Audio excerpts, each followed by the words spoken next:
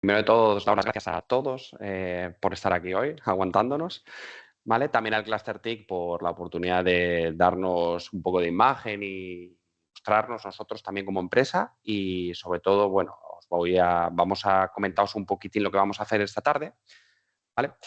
Os vamos a dar una presentación de cómo es la empresa un poco rápida, que la voy a hacer yo, ¿vale? Y luego vamos a tener varios compañeros que van a estar tratando un poquitín en diferentes temas, ¿vale? Vamos a practicar un poco el tema de unas actividades que hemos planteado, unos retos, que serán de Windows y de Linux, ¿vale? Que es parte de nuestras tecnologías con las que trabajamos habitualmente en ASAC, ¿vale?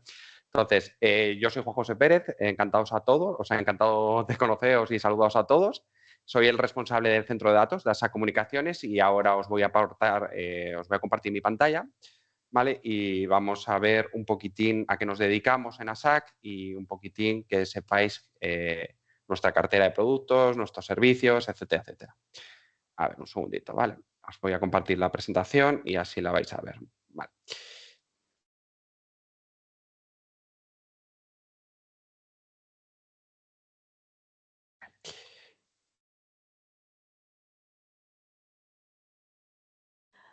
Vale. Creo que ya la veis, ¿no? Directamente.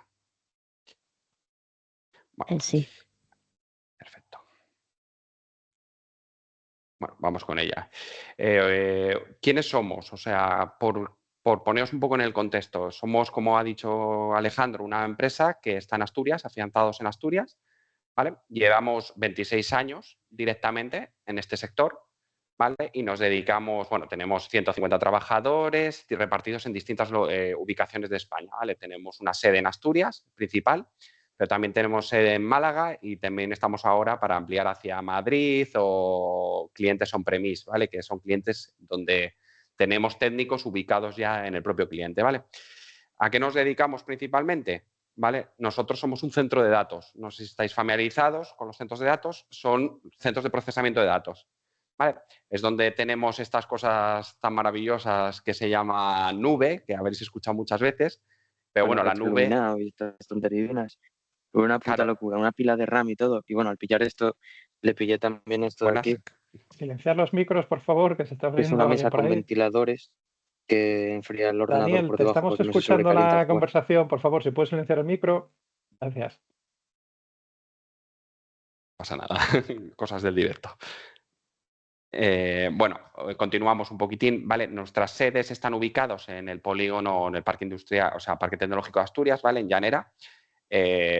Tenéis dos fotos aquí que veis en la presentación aproximadamente, que veréis que está nuestro edificio principal y otro edificio que tenemos. ¿Vale? En ambos edificios hay un centro de datos, por lo cual disponemos de unos 2 centros de datos en Asturias directamente, ¿vale? Estos centros de datos, ¿vale? Para que los veáis un poquitín, estas son fotos reales de nuestros centros de datos, de nuestros armarios de comunicaciones, de nuestros armarios de servidores y demás. ¿Vale? Están ubicados en lo que os comento, en el Parque Tecnológico de Asturias, y ambos están unidos por un anillo conectado de fibra propia, ¿vale? El tendido es nuestro propio y están uniendo los dos edificios, ¿vale? Con lo cual cogemos, o por ponerle un poco de contexto, el anillo alcanza unas velocidades de 1,2 terabits por segundo aproximadamente, ¿vale? Para comunicar ambos centros de datos, ¿vale? Al trabajar, al ser un centro de datos, ¿vale? Disponemos o tenemos, mejor dicho, las certificaciones principales que requiere el sector, ¿vale? Por ejemplo, somos un Tier 3, no sé si sabéis un poquitín, pero bueno, os explico yo rápido. Los CPDs están divididos de 1 al 4, ¿vale? Siendo Tier 3 una disponibilidad de un 99,9%, ¿vale? De servicio arriba o uptime, ¿vale? Entonces, disponemos del esquema nacional de seguridad porque trabajamos con la administración pública en nivel alto, ¿vale? Y aparte disponemos de muchísimas certificaciones, pues ya sabéis, de 27001, 20.000, 27.000, 9.000, 9.001, etcétera, etcétera, ¿vale? Que son pues de seguridad de la información, medioambientales, etcétera, etcétera, ¿vale? Vale, ¿por qué os explicamos esto? Un poquitín para dar el contexto. Nuestra empresa al final se dedica a los sistemas y ofrecemos servicios. Entonces, al ser un centro de datos, ¿vale? Nuestro centro de datos, ¿qué es lo que albergamos? Esos servicios no son solo al uso máquinas, o sea, tenemos procesamiento, tenemos almacenamiento, tenemos comunicaciones, pero también estamos prestando un servicio hacia diferentes empresas de terceros o a la propia administración pública, ¿vale? Directamente. Vale, los centros de datos, si no estáis muy familiarizados con ellos, son a día de hoy, en el tejido empresarial de Asturias o de España, es un elemento muy crítico, ¿vale? ¿Por qué decimos esto que os comentábamos? Porque es algo principal. Sin centros de datos a día de hoy no podríais navegar, no podríais hacer operaciones en los bancos, etcétera, etcétera. O sea, al final ofrecen servicios, vamos a decirlo así, a distintas empresas, incluyendo, pues eso, en nuestro caso, administración pública, pero también podríamos dar y damos servicio a empresa privada directamente, ¿vale? Entonces, por explicaros rápido para que luego sepáis un poquitín de qué va un centro de datos, pues bueno, tenemos salas de servidores, salas de extinción de incendios, ¿vale? Sistemas de alimentación interrumpida, todo esto es para que un poco ponemos el contexto de lo que es componentes que componen un centro de datos, ¿vale? Grupos electrógenos, climatización, seguridad, pues una seguridad pues perimetral segura, con sistemas de biometría, sistemas de videovigilancia, ¿vale? Y pues un poco de gestión de los eventos, gestión de la monitorización, o sea, sistemas de activos, etcétera, etcétera, dentro de lo que es la gestión, ¿vale? Y luego una sala que se llama MMR, que es donde los operadores instalan sus componentes, ¿vale? Porque al final lo que buscamos con un centro de datos, que es lo que solemos comentar a todo el mundo, es un poco proteger los datos directamente. ¿Qué es lo más importante para alguien que se aloja en un centro de datos? Sus datos, su información, ¿vale? Existen muchos centros de datos, el nuestro ahora os lo explicaremos, pero existen centros de datos on-premises, de colocación, hiperescalares, que es lo que más se está viendo ahora, que es AWS, Azure o Google Cloud, directamente, que son ubicados en distintos puntos geográficos o demás. ¿Vale? También ahora hay una tendencia hacia los Edge Data Centers, pero bueno, el nuestro no forma parte de ninguno de estos. Es porque conozcáis un poco cómo son los centros de datos habituales en el mundo, ¿vale? Nuestro centro de datos se basa más en un sistema cloud, ¿vale? Un cloud híbrido, que se suele llamar, que es que están ubicados, está diseñado para ofrecer servicios a terceros, pero están en una zona local directamente, ¿vale? Entonces, ¿qué hace un centro de datos? ¿Vale? ¿Qué hacemos nosotros aquí en ASAC Comunicaciones normalmente? Bueno, pues procesamos millones de operaciones de todos nuestros clientes. Todo lo que se alberga en nuestras salas técnicas y en nuestros servidores son operaciones, pues por ejemplo, bases de datos, páginas web, lo que se os ocurre, servidores de ficheros, servidores de correos, ¿vale? De organizaciones o entidades públicas directamente, ¿vale? Entonces, es lo que os ponemos aquí, es esta nube que hablábamos siempre, esta nube intangible, pero al final no deja de ser estas nubes, no dejan de ser computación pura y dura, un servidor físico con CPUs y RAM y un almacenamiento que suelen ser cabinas de almacenamiento, por ejemplo, para que os pongáis un poco contexto a la nube, ¿vale? Al final, toda la nube, siempre por debajo va a haber una parte física que creo que es interesante tratar, y esos son los data centers, la parte física de las nubes, ¿vale? Entonces, aparte de eso, nuestros servicios también como empresa ofrecemos servicios de ciberseguridad. En un centro de datos existen firewalls, existen controles de acceso, existen cifrados, por ejemplo, de los datos, pero a un alto nivel. No es típica empresa donde puedas tener un firewall básico. No, aquí, por ejemplo, podemos llegar a tener sistemas de denegación de servicio, podemos tener barreras perimetrales de nivel 1, barreras perimetrales de nivel 2, barreras perimetrales para proteger estos datos que hablábamos, ¿vale? Entonces, todo esto es lo que se requiere a un centro de datos, por ejemplo, para cumplir, pues bueno, lo que ponemos más o menos en la presentación, en la 27001, que es la de la seguridad de la información, la SOC 2 o la propia certificación Tier, ¿vale? Que es la que nos da disponibilidad de uptime de los servicios, ¿vale? Entonces, al final, ¿cuál es el impacto de un data center? Pues bueno, lo que solemos comentar a todo el mundo y a todos es que impacta sobre todo el tejido empresarial directamente. Generamos empleo, generamos transformación, que creo que es importante tratar este tema, y sobre todo tenemos una dependencia como un elemento crítico del gobierno, ¿vale? Del gobierno o del propio tejido empresarial de las empresas, ¿vale? Entonces, por ir un poco más rápido, os hablaba un poquitín antes del tema de la nube, ¿vale?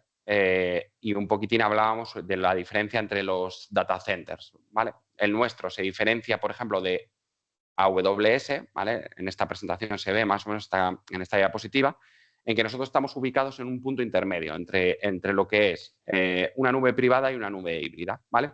Nosotros somos una organización donde es privado y tenemos una certificación privada, pero a la vez combinamos entorno tanto público como privado directamente, ¿vale? Para crear ese intermedio y no estar hablando de un hiperescalar directamente, que era lo que os comentaba antes. Vale. A ver, entonces, por comentaros ya un poco más de nuestra empresa y que pongáis un poco más de contexto, ¿vale? Somos un referente a nivel de España de sector cloud, creo que somos el único data center Tier 3 en formato privado en el norte de España, para que lo pongamos en contexto, ¿vale? Todos esos puntitos que veis en los mapas son clientes ubicados a nivel de España y, como veréis, hay un 72,3% de nuestros clientes que forman parte de entidades públicas, por ejemplo, ayuntamientos, ministerios, diputaciones, lo que sea, ¿vale? En este centro de datos están albergados muchísimos clientes muy importantes de entidades públicas, ¿vale? También tenemos un porcentaje de un 27,7% de clientes privados, ¿vale? Que pueden estar aquí también alojados y pagan el precio que cuesta, ¿vale?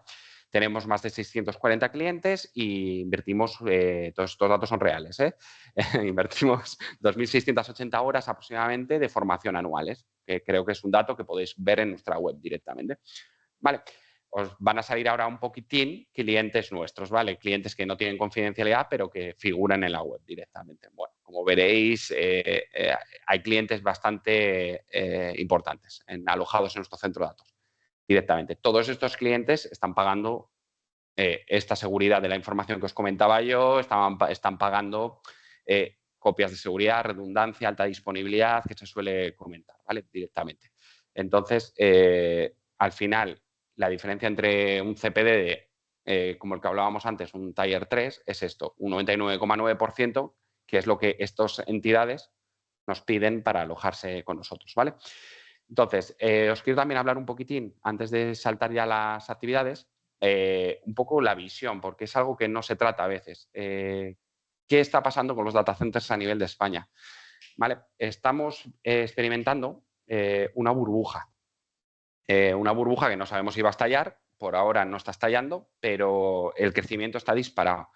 Lo que quiero enfocarlo en esta parte de la presentación es que veáis que hay posibilidad de empleo y mucho, además. O sea, el crecimiento anual que estamos experimentando, viendo los que trabajamos en el sector, ¿vale? Está llegando a cotas ahora mismo que se estiman de un 25 o un 30% de crecimiento anual hasta el 2030. Es una auténtica barbaridad. O sea, están creciendo, está habiendo muchos data centers y ahora lo vais a ver en los datos. Todos estos son datos estimados reales, ¿vale? Con fuentes y referencias. Pero bueno, en 2024, por ejemplo, había 143 centros de datos en España, ¿vale? Esto nos sitúa dentro de los 10 países con más centros de datos a nivel de Europa, ¿vale? La mayoría están ubicados, como veréis los gráficos, en Madrid, Cataluña. Ahora está creciendo Aragón por tema de clima, pero Asturias tampoco se queda corto. Tenemos nuestros centros de datos y oye, creo que hay un proyecto por ahí que hablábamos hoy de tema de una mina, de reaprovechar la industria de la mina, por ejemplo, para montar centros de datos, porque el agua estaría gratis, por ejemplo, por poner un ejemplo real, ¿vale? Directamente. ¿Vale? Entonces, la capacidad eléctrica también va a ser un poquitín mala, vamos a decirlo así, mala y buena, porque al crecer tanto anualmente vamos a demandar más electricidad directamente, ¿vale? Porque al final los centros de datos usamos agua y electricidad para funcionar. Vale, entonces, estamos hablando de que, fijaos que en los datos que se estiman, se doblan, incluso se llegan a doblar los datos de energéticos en crecimiento hacia el 2030, para que veáis que está creciendo. El empleo, que creo que os importa a todos, ¿vale? Y a todos nosotros.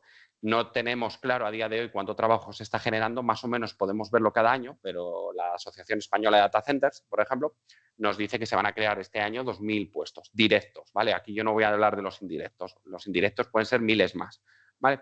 Entonces, la demanda que vamos a tener, lo vais a ver ahora mismo. Estos son datos reales que hemos sacado estos días, ¿vale? Amazon va a hacer una inversión en Aragón de unos 2.500 millones de euros, que eso va a dar entre cientos y miles de puestos de empleo. Todo esto cara a 5 años, ¿eh? Acordaos que estamos hablando hasta 2030.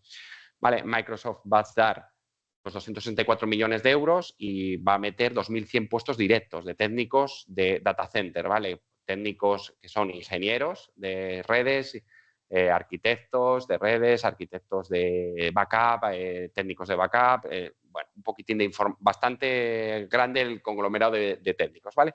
Blackstone, que es una empresa que se dedica a montar centros de datos a nivel mundial, va a invertir una salvajada en Aragón, va a invertir unos 7.500 millones de euros y no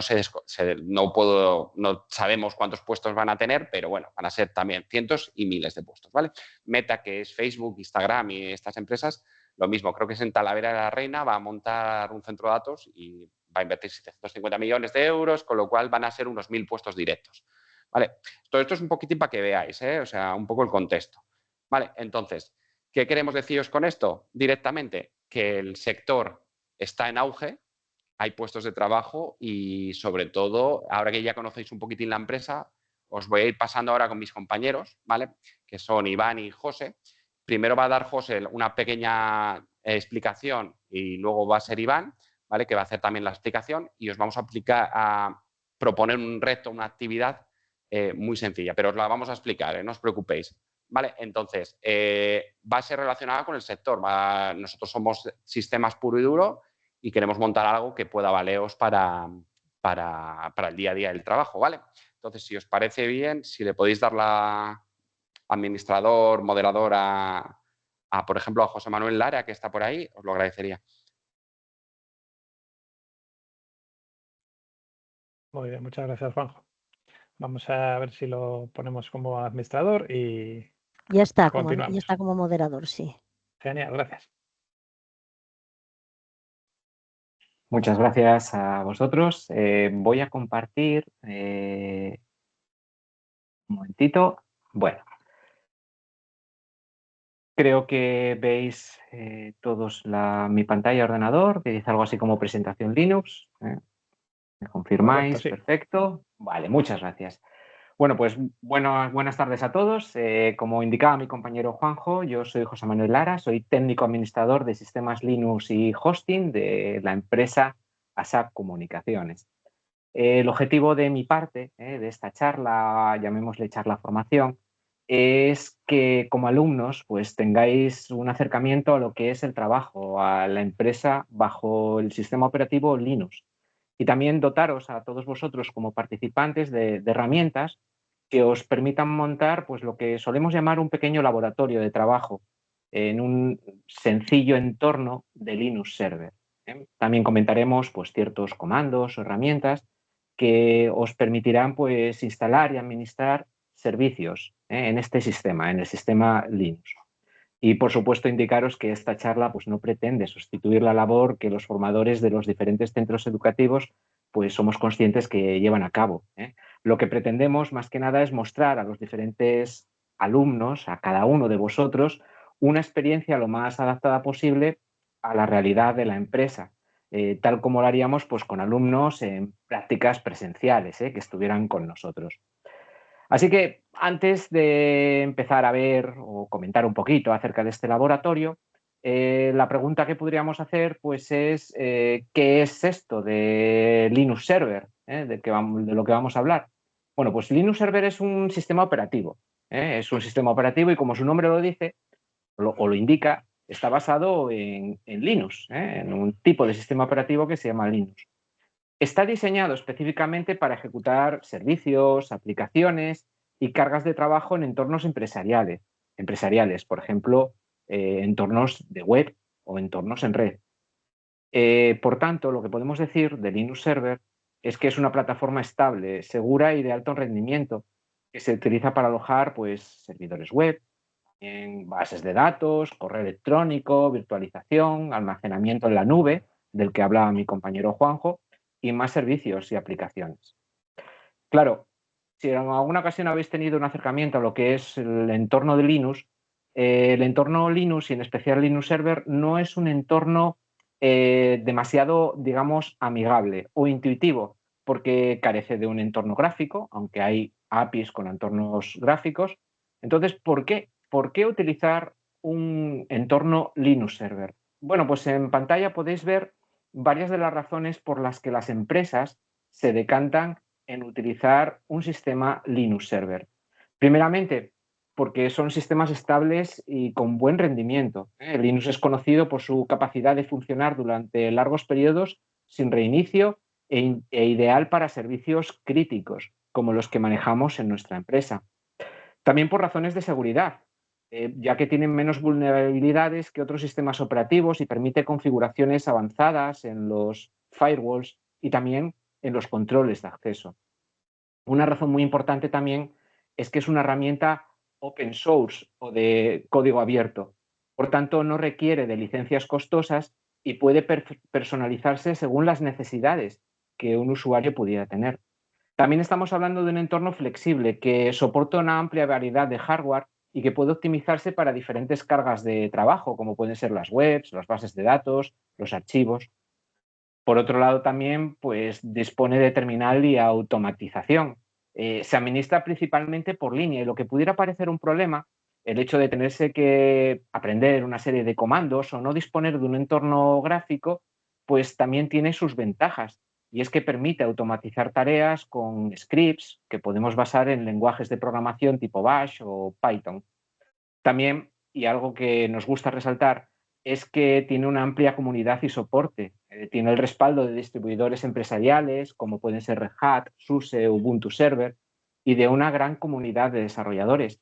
Por tanto, tenemos un soporte bastante amplio para poder automatizar o flexibilizar nuestro entorno. ¿Para qué se usa Linux Server?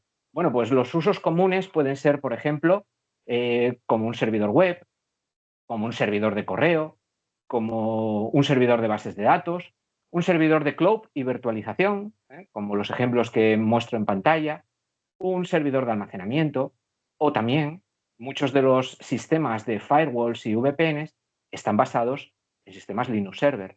Por tanto, tiene bastantes usos comunes. Ventajas, por último, que podemos indicar con respecto a otros sistemas operativos. Bueno, pues tiene un menor consumo de recursos, así que es ideal para un hardware limitado. Tengamos en cuenta que el hardware pues, es un elemento caro y por tanto pues los clientes ajustan mucho el hardware que pudiera tener. También por otro lado es más seguro contra malwares y ataques, coste 0 euros en licencias, aunque es cierto que algunas distribuciones empresariales tienen un soporte de pago porque aportan un plus y es poder tener un soporte del propio fabricante. Y por otro lado, suelen tener un mejor rendimiento en cargas de trabajo intensivas. Así que Linux Server pues, es la opción preferida para infraestructuras críticas debido a su confiabilidad, su seguridad y su eficiencia. Por esta razón, quizás podáis entender que una amplia mayoría de los entornos que manejamos en nuestra empresa pues funcionan exactamente así, bajo Linux Server y sus diferentes distribuciones. Pasamos ahora a hablaros un poquito acerca del trabajo que vamos a ver un poco en pantalla y que os proponemos también, en cierta manera, que lo podáis replicar, quizás con vuestros formadores. Es muy sencillo, se va a poder replicar en vuestros ordenadores personales y os va a permitir, si no habéis trabajado en alguna ocasión con Linux Server, pues tener un acercamiento a este entorno, que os lo vais a encontrar sí o sí en cualquiera de las empresas en las que terminéis trabajando y por otro lado también, sí o sí os lo vais a encontrar independientemente de la rama que hayáis escogido en vuestra formación, ya sea de desarrollador o de técnico de sistemas, porque son con los entornos con los que normalmente se está trabajando. Bueno, pues en el laboratorio os describo un poquito qué es lo que vamos a hacer. En un entorno de máquinas virtuales, es decir, vamos a trabajar con máquinas virtuales, máquinas que montamos en un entorno tipo VirtualBox, que es el que os invito a utilizar. No os preocupéis porque si no es a través de vuestros formadores o si no a través del propio chat, no lo tengo activo, pero bueno, a través de los formadores os facilitaré al finalizar mi parte, pues facilitaré para que os hagan llegar pues, esta presentación PowerPoint que estoy mostrando y también las notas, donde aparecen los comandos que vamos a utilizar, los enlaces a los que podéis acceder para descargar los diferentes aplicativos. Mientras tanto, pues lo iremos viendo aquí en pantalla. Entonces, lo que vamos a instalar son dos máquinas virtuales. Vamos a instalar un Ubuntu Server 2404. Yo ya lo tengo instalado, pero os voy a explicar cómo lo podemos hacer.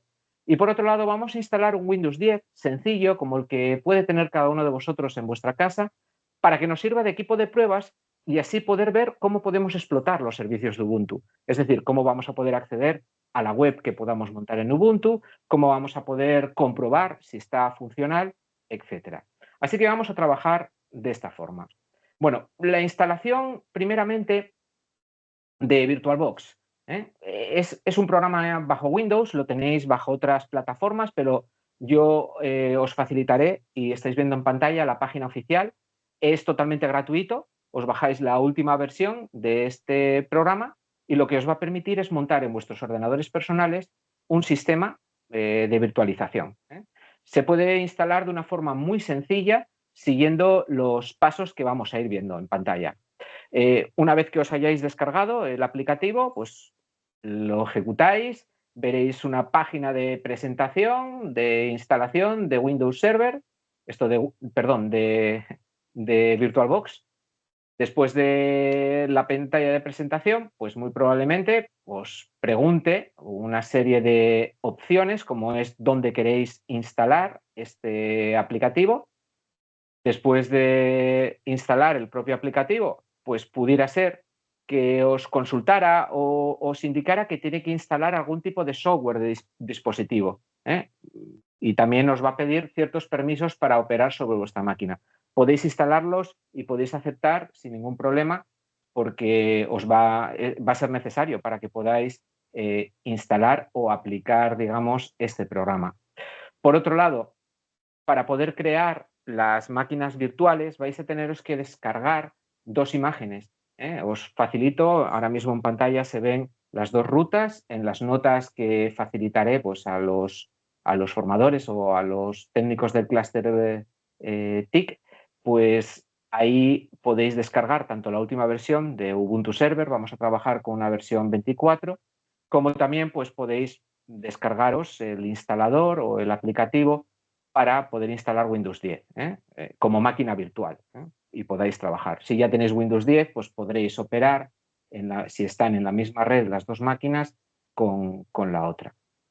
Muy bien, pues una vez que lo tenemos instalado, el programa, os va a aparecer una página de bienvenida como esta que tenemos aquí y ahora nos permitiría pues, crear lo que es la máquina virtual. Para crear la máquina virtual le daríamos al botón de nueva, le daríamos un nombre a la máquina, le indicaríamos dónde queremos guardar esa máquina y qué versión de tipo de operativo queremos utilizar, en este caso es Linux, y la versión es un Ubuntu de 64 bits. Una vez que tenemos hecho esto, definimos para la máquina virtual qué memoria RAM queremos utilizar.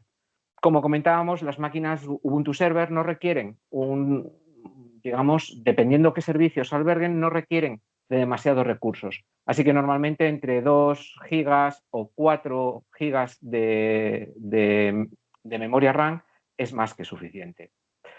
Por otro lado, nos va a preguntar también el tamaño del disco duro. El disco duro se va a crear de una forma virtual en vuestros equipos. ¿Qué es esto de una forma virtual? Bueno, pues va a haber un archivo que es el que va a convertirse en ese disco duro e irá creciendo a medida que le vayamos pues, indicando o cargando cosas en nuestra máquina virtual.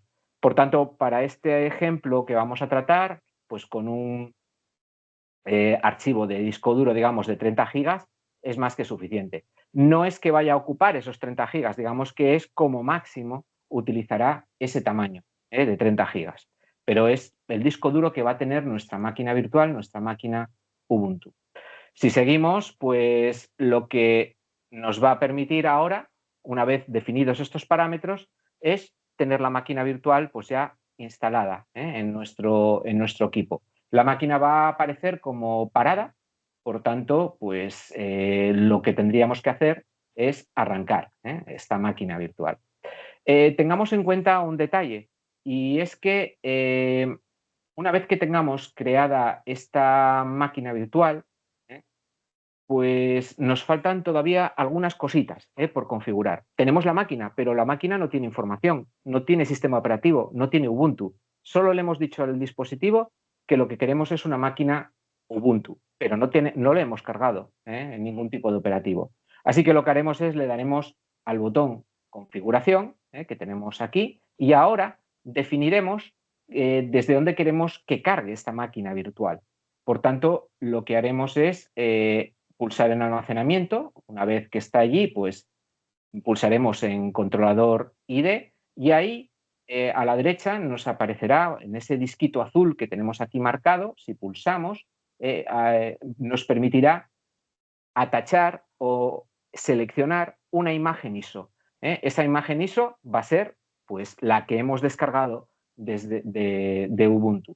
Así que ahí atacharemos esa imagen ISO y una vez que lo hemos hecho, si pulsamos en aceptar y arrancamos la máquina virtual, pues ya pasaríamos a ver cómo se intenta instalar el sistema operativo. Bueno, pues cuando intentamos instalar el sistema operativo, o cuando vamos a instalar el sistema operativo, esto es lo que nos va a aparecer. Una vez que hemos arrancado la máquina virtual, pues comenzamos a instalar el operativo. Suele ser bastante intuitivo y es solo seguir las indicaciones o instrucciones que nos van apareciendo en pantalla. Pero bueno, para que podamos ir viendo qué es lo que nos está mostrando, bueno, pues lo primero que haremos pues es escoger el idioma, la distribución de teclado que vamos a utilizar. Por otro lado también configuraremos o nos permitirá, si así lo deseamos, configurar una red en la cual podremos trabajar. La red pues, vendrá definida por una dirección IP, una puerta de enlace a través de la que tiene que comunicarse y una serie de servidores de nombres que nos permitirá resolver la resolución de nombres por DNS.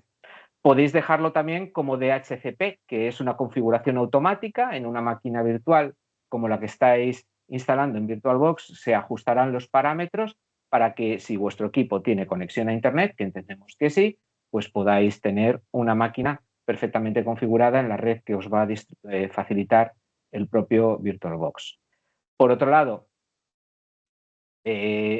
también permitimos que el sistema distribuya el sistema operativo. Podríamos definir nosotros cómo queremos distribuir en las diferentes carpetas o estructura que el sistema operativo podría definir, pero bueno, para este ejemplo podéis dejar las pruebas, lo podéis dejar por defecto, que permitir que el sistema operativo por defecto distribuya cada uno de lo que solemos llamar file systems o estructura de vuestro sistema operativo.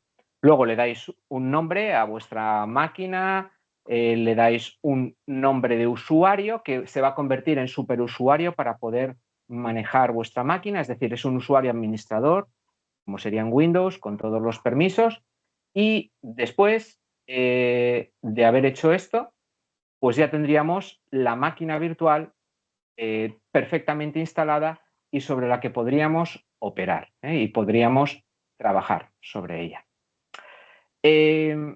Bueno, hemos explicado un poquito rápido cómo podemos montar nuestro laboratorio. Solo nos faltaría instalar una máquina Windows, seguir los mismos pasos, solamente que la instalación, la imagen ISO que atacharemos es la de Microsoft Windows 10, por ejemplo, y por otro lado, la configuración o la instalación pues sería la de un Windows, que no es el motivo de esta pequeña formación, principalmente porque lo que nos interesa es que veáis cómo se puede trabajar con una máquina, en este caso Linux Server.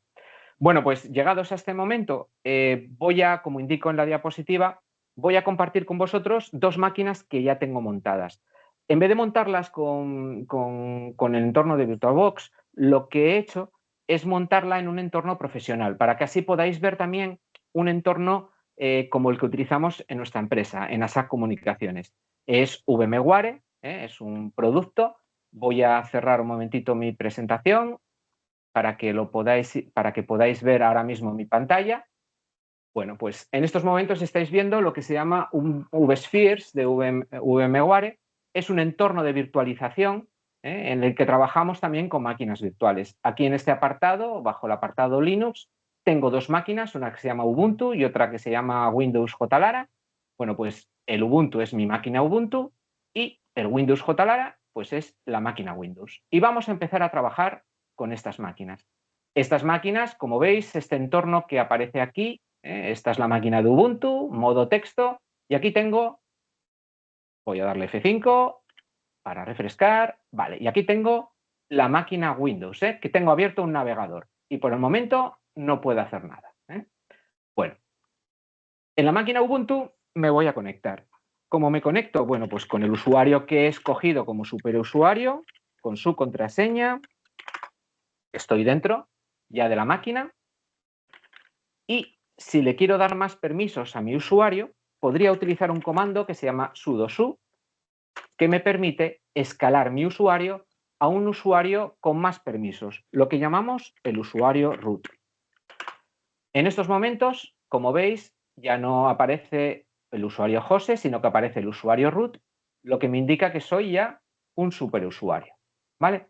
Normalmente para operar, como ser un operador o administrador de sistemas de Windows, esto de Linux Server, disculpad si digo muchas veces Windows, estamos hablando de Linux, para poder operar pues necesito permisos de superusuario. Al igual que un usuario de Windows, ahora sí que digo bien, Windows, pues requerirá también un usuario administrador o con permisos de administrador para poder operar sobre los servicios de un Windows Server, por ejemplo.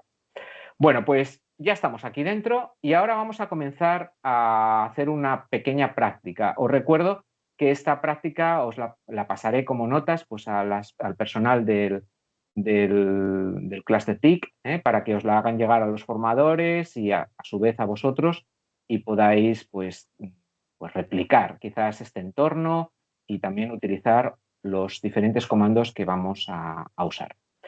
Bueno, pues la idea es la siguiente. Vamos a montar un sistema de páginas web.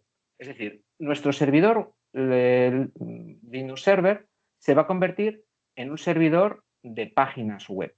Y vamos a intentar replicar un poco el trabajo que haríamos como administradores de sistemas Linux. Bueno, en el entorno en el que me encuentro, lo primero que haría cuando trabajo con un sistema de este tipo es actualizar. Al igual que haríais con un entorno de Windows, pues siempre intentamos que los sistemas estén los más actualizados posibles. Lo que voy a actualizar ahora mismo utilizando este comando apt-update son los repositorios. Es decir, los repositorios son los diferentes sitios donde los sistemas Linux van a buscar los programas. Entonces le voy a decir, oye, los diferentes sitios que tienes para actualizar los programas, me los actualizas. ¿Por qué hago esto? Porque si no, cualquier cosa que quiera instalar sobre este sistema Linux Server probablemente vaya a fallar porque puede ser que no estén actualizados esos repositorios, que no sepa a qué página tiene que ir a buscarlos. Entonces, de esta forma, haciendo un apt-update, yo ya actualizo esos repositorios. Es un proceso que, bueno, no debería llevar demasiado tiempo. De hecho, ya ha terminado. Con apt-update he actualizado los repositorios. Ahora lo que voy a instalar es un servicio para gestionar páginas web. Este servicio se llama Apache y el comando que me permite instalarlo es apt-install apache 2 y tiene un comando que es -y, que es para que no me haga preguntas. Es decir, a todo le voy a decir que sí, que lo instale y que tire para adelante.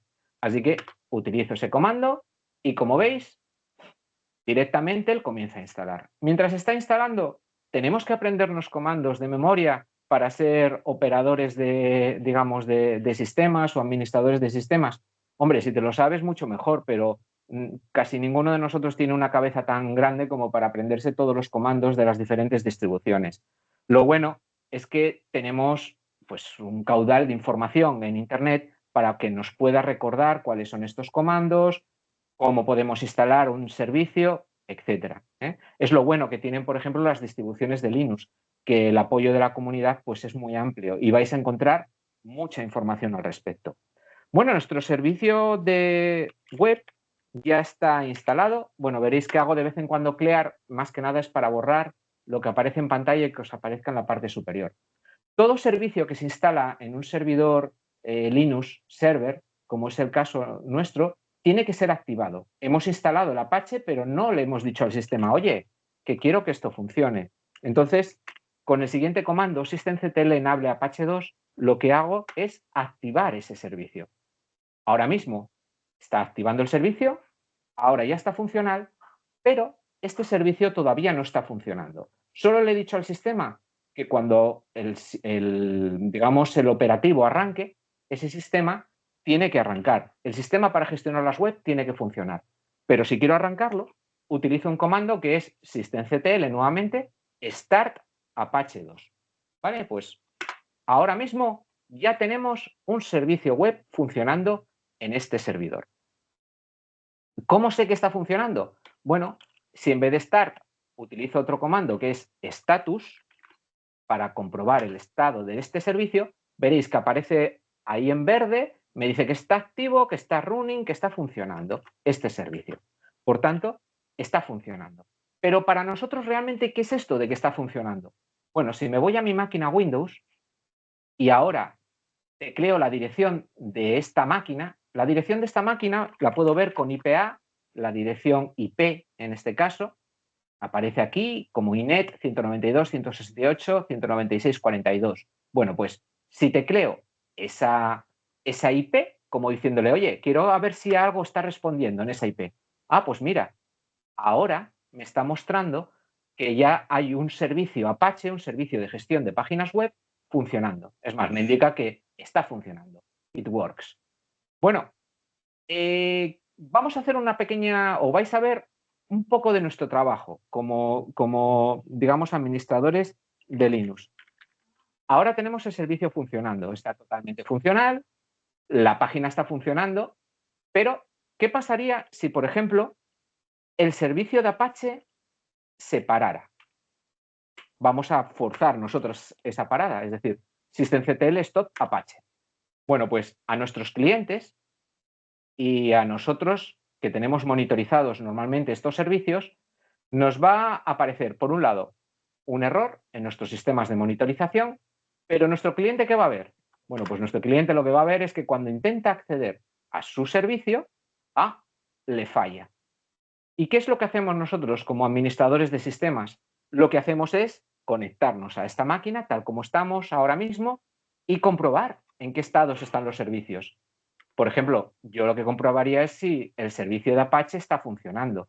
Y como veis, en la parte de abajo del todo me indica que el servicio de Apache está parado. Claro, ¿cómo va a funcionar la web si el servicio está parado? ¿Qué es lo que haría yo como administrador de sistemas? Hombre, pues primeramente arrancaría el servicio, más que nada porque nuestro cliente ha perdido, en este caso, ese servicio, que es una página web. Entonces, lo arrancaría, puedo comprobar con el estatus si eso ya está funcionando y es más, podría ir a la página web y como veis, ya directamente ya está funcionando. Ya ha intentado cargar el servicio y ya está funcionando.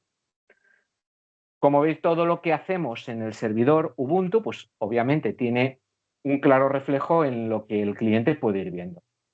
Vamos a complicarlo un poquito más. Vamos a instalarle más servicios.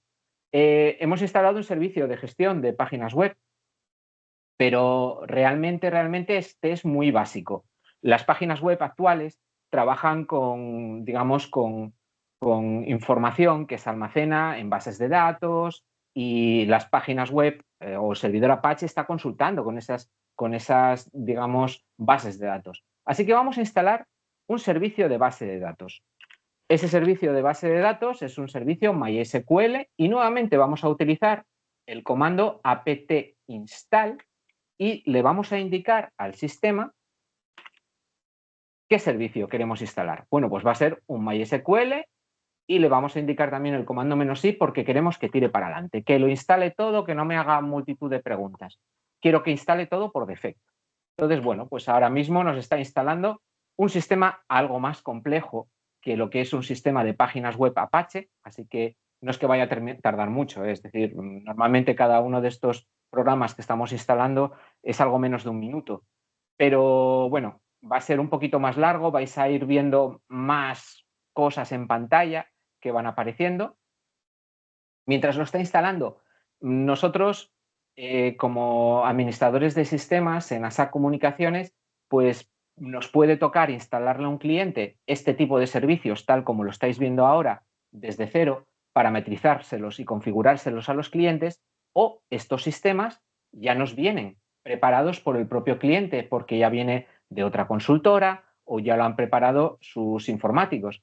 Por tanto, pues nos vamos familiarizando en ambos casos. Si lo montamos nosotros es más fácil porque tenemos nuestras normas para montar estos sistemas, intentamos llevar siempre pues una misma tipología, y cuando nos viene heredado de otros sistemas, de otros proveedores, pues intentamos familiarizarnos con los diferentes sistemas para poder operar sobre ellos. Bueno, pues nuestro sistema de bases de datos ya está montado. Todo sistema de bases de datos también tiene una configuración. En este caso, vamos a hacerle una configuración de seguridad muy básica, y también, como veréis, lo hacemos con un comando. El comando es de MySQL, se llama MySQL Secure Installation. Le damos y me va a empezar a hacer ciertas preguntas. Por ejemplo, me está preguntando ahora que si quiero, que si quiero usar password de test o permitir que otros usuarios también puedan utilizarlas. Bueno, yo por el momento le voy a responder a todo que yes.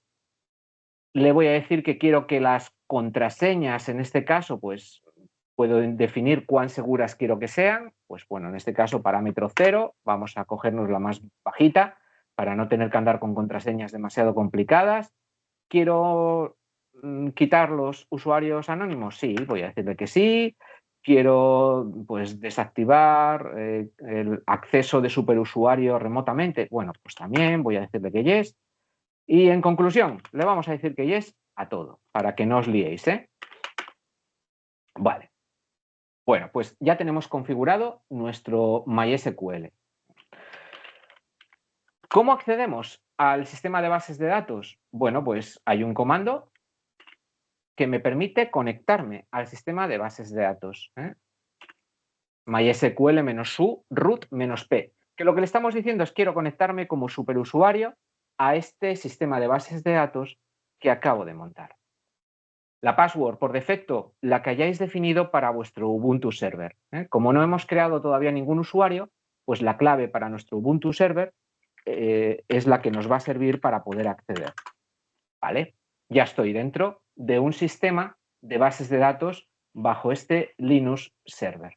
Bueno, hay comandos para bases de datos y que posiblemente serán objeto de formación para todos aquellos que hagáis módulos de sistemas, en cada uno en vuestro, pues en vuestro respectivo centro de formación. Pero bueno, os muestro algunos. Por ejemplo, Show Databases nos permite ver qué bases de datos están montadas, son las bases de datos que hay por defecto. Por ejemplo, yo si quiero crear una base de datos, como voy a hacer ahora mismo, pues utilizaría este comando, create database, es una base de datos que se llama base de datos, no me compliqué mucho. Después voy a crearme un usuario que se va a llamar prueba y le voy a definir también una contraseña. La contraseña va a ser password $25. Vale, ya tengo creado un usuario. Le voy a dar permisos a este usuario. Ahí lo tenemos. Y me acaba de dar un errorcillo. Vale. Vale.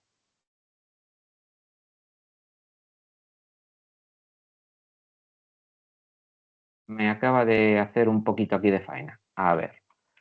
Con base de datos, tu prueba @localhost. Correcto, ya está. Vale. Vamos a hacer que se propaguen los permisos, es decir, todo lo que le he dicho que le diera, todos los permisos que le diera, pues que se propaguen.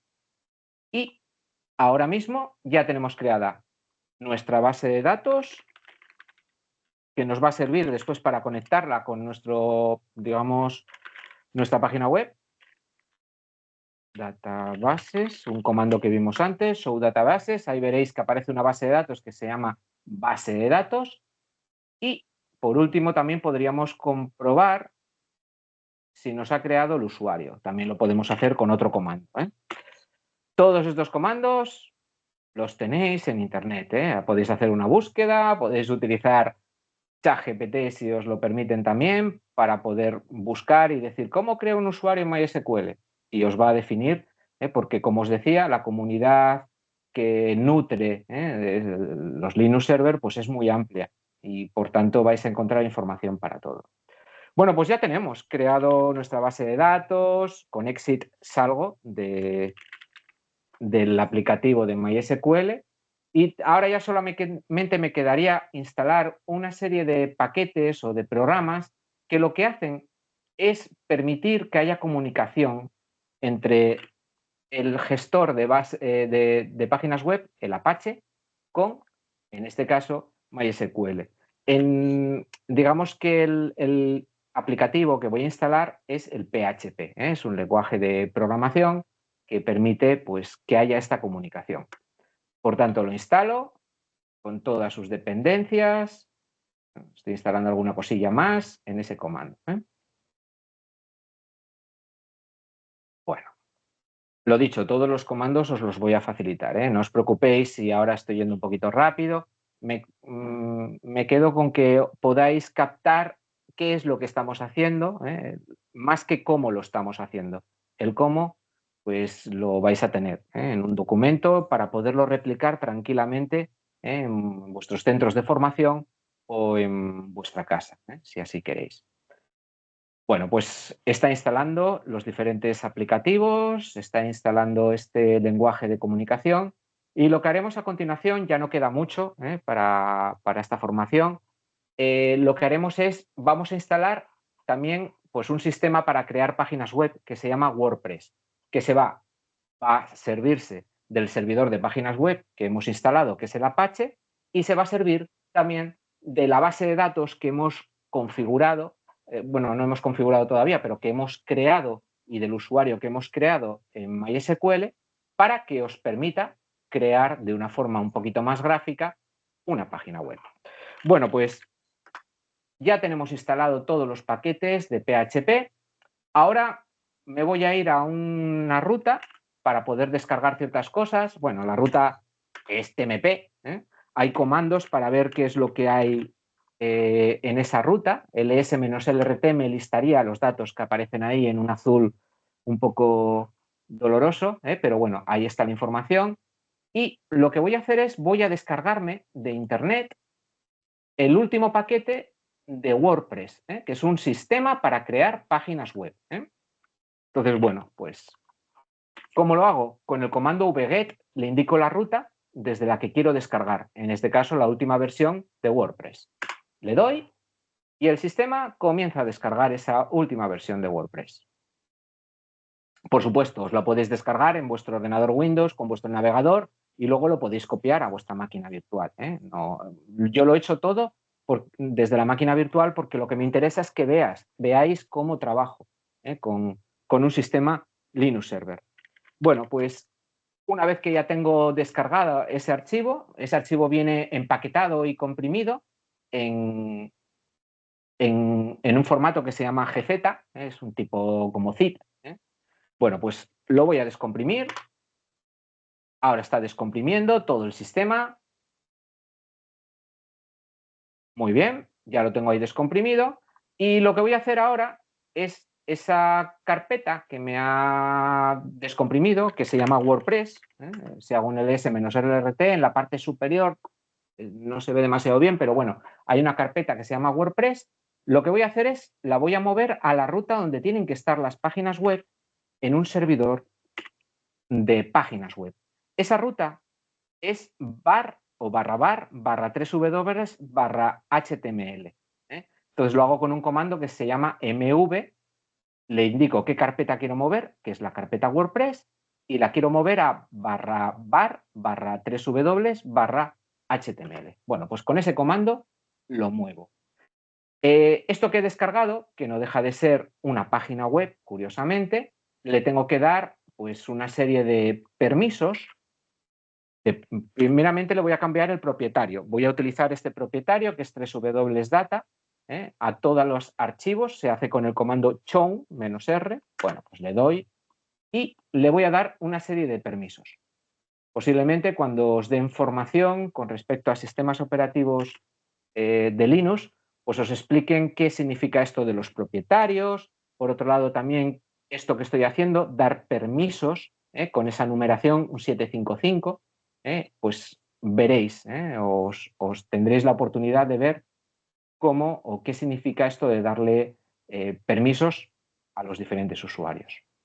Bueno, pues una vez que ya lo tengo, bueno, pues solo me faltaría configurar pues un pequeño archivo de Apache WordPress para que esto funcione, esto que estamos haciendo. Por tanto, me voy a una carpeta que se llama cd. Vale. Bueno, voy a crear directamente la carpeta, os pongo el comando y os digo ahora mismo. Bueno, clear, voy a eliminar esto. Bueno, el comando en sí, utilizo un editor de texto de Linux que se llama Vim. También existe otro que se llama Vi, hay otro que se llama Nano. Bueno, pues en la ruta etc apache 2 sites a variable voy a crearme un configurable, un archivo vacío que se llama wordpress.conf. Bueno, como veis está vacío, no me muestra nada en pantalla y lo que voy a crear va a ser muy básico, es una configuración básica de web. Es esta de aquí. Son comandos, son muy genéricos. Podríamos darle desde un administrador, un nombre de servidor. Bueno, este es muy básico. Tan solo lo importante es lo que pongo aquí en el directory. Es decir, le estoy diciendo que este sitio que estoy habilitando está en var www.html WordPress, que es donde he descargado el WordPress que he traído de internet. Bueno, pues lo he descargado aquí. Disculpad un momentito. A ver. Vale. Ahora mismo. Voy a guardar el archivo con escape wq. Ya tengo habilitado, digamos, este configurable. Ahora tan solo le tengo que decir al sistema, pues que, voy a borrar, pues que active ese archivo de configuración. Lo hacemos con este comando a2inside y el nombre del archivo. Ahora mismo acaba de habilitar el archivo y, tal como me indica el sistema, bueno, voy a activar también otro módulo que me va a hacer falta, es el módulo de rewrite, y este va a requerir que reinicie un servicio, que es el servicio de Apache. Os tiene que sonar porque fue el primer servicio que instalemos. Entonces, consiste en ctl restart Apache, reinicio ese servicio. Vale. Uy, perdón. Bueno, pues nos acaba de dar un pequeño fallo. Vamos a ver, systemctl.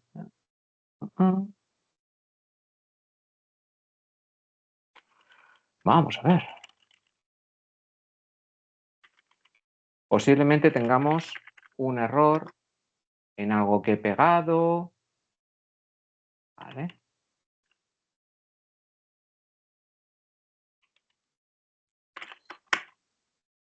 Vale.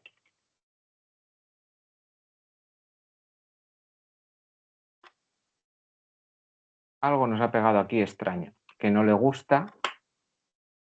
Algún comando, probablemente.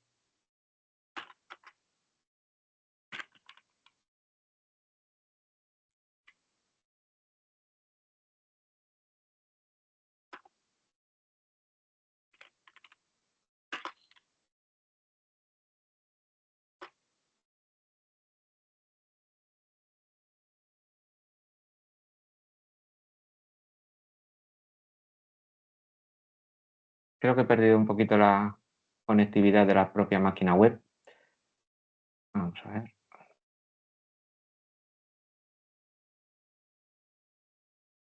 Vale.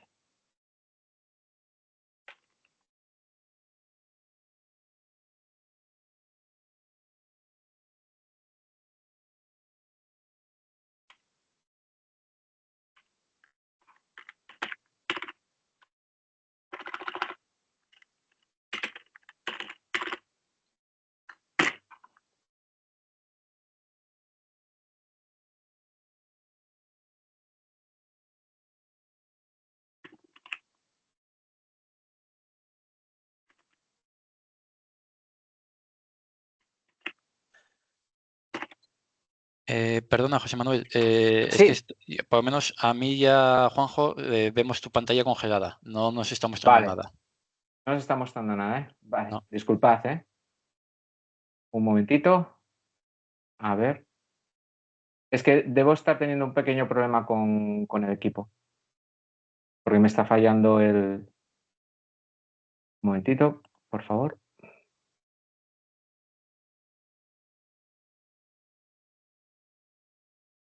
Uy.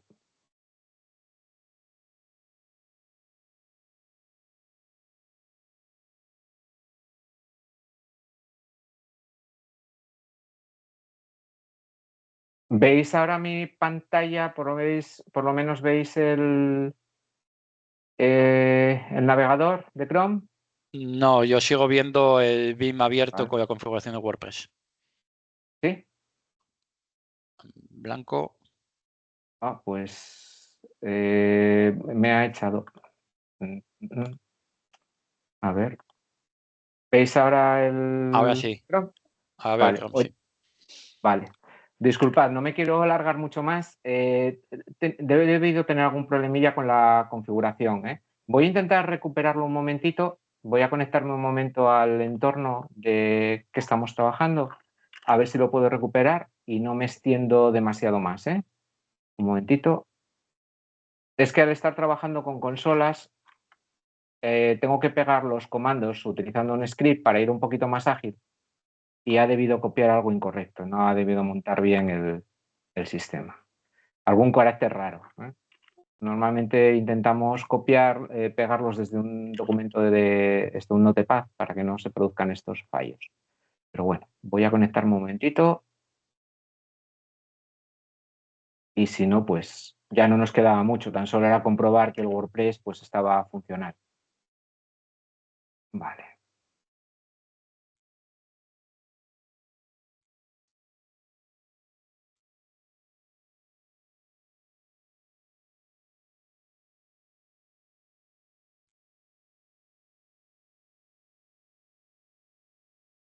Vale.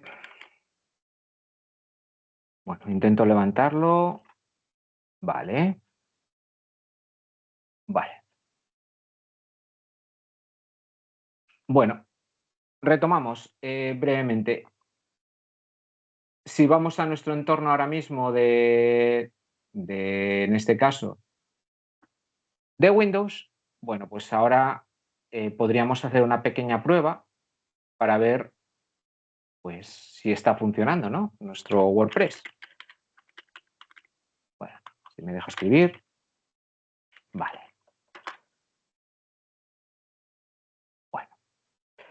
Bueno, pues el problema que tuve antes era que no me había copiado un carácter un poquito extraño, ¿eh? En el Ubuntu Server cuando hice el configurable. Lo dicho, esto fue porque pegué desde un Word, que es donde tengo las notas. Cuando peguéis comandos de Linux, intentar no pegarlos directamente de Internet o de un documento Word, intentar pegarlos mejor desde un Notepad, por ejemplo, para que no os meta ningún carácter raro, que fue lo que me pasó a mí.